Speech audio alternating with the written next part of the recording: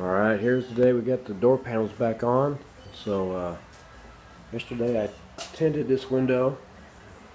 Can't really tell, but it's tinted. And then here's how I fixed the door panels. Just took some sheet metal, cut it out, and riveted it with a good bunch of JB weld.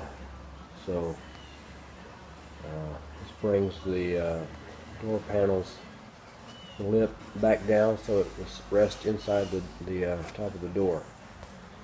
So let's get it back on. Alright, after about 2 hours of working, I managed to get the passenger side door panel back on. It was some work, but it's on there and no gap.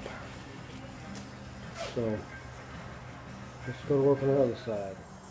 Alright, second day, got the window tinted and learned what not to do on this one, on the other one. So there's a new repaired door panel back on. This is how it was being held on before by a screw, and that didn't work. So the repairs seem to be